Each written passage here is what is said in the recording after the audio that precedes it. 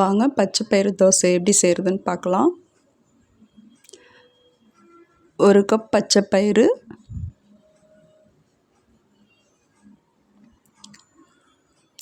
அதே கப்பில் 1/4 கப் பச்சரிசி,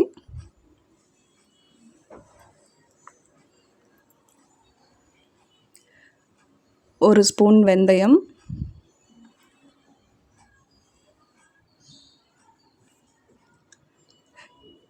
இதை இப்போ நம்ம கழுவி நைட்டே ஊற வச்சிடலாம்.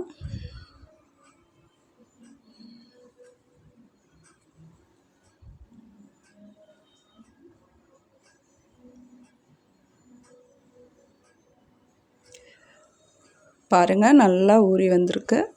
இதை இப்போ மிக்ஸி ஜாரில் மாற்றிக்கலாம். இது கூடவே ஒரு ஸ்பூன் ஜீரகம், 2 பச்சை மிளகாய், ஒரு துண்டு இஞ்சி,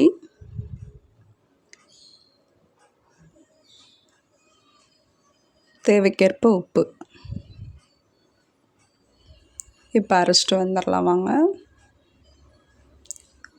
இந்த மாதிரி தோசை மாவு பதத்துக்கு அரைச்சிக்கணும் நம்ம.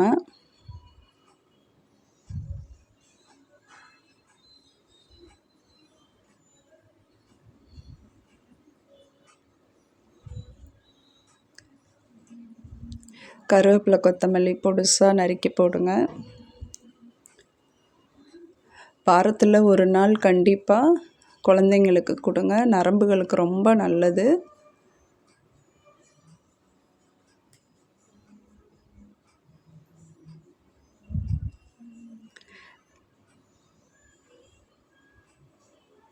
இப்போ தோசை மாவு ரெடி ஆயிடுச்சு. நம்ம தோசை ஊற்றலாம்.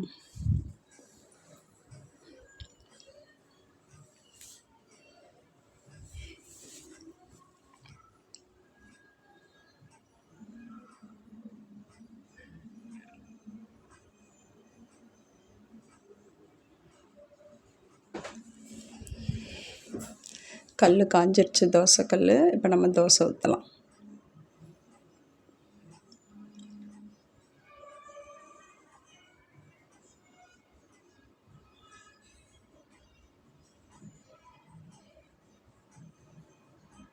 நல்லா மெல்லிசாக தேய்ச்சி விடுங்க. இதுக்கு கொஞ்சம் ஆயில் கொஞ்சம் ஜாஸ்தியாக ஊற்றினா தான் நல்லாயிருக்கும். நெய் இருந்தாலும் ஊற்றிக்கங்க குழந்தைங்களுக்கு.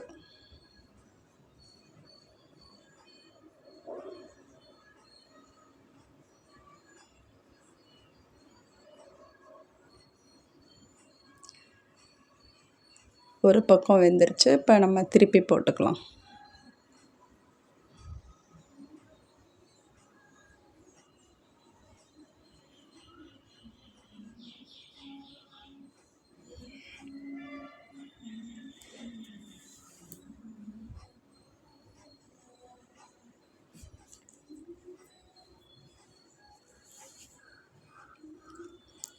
பச்சை பயிறு தோசை ரெடி. நான் தக்காளி சட்னி அரைச்சி வச்சுருக்கேன். தோசைக்கும் தக்காளி சட்னிக்கும் சூப்பராக இருக்கும். ட்ரை பண்ணி பாருங்கள். தேங்க்யூ.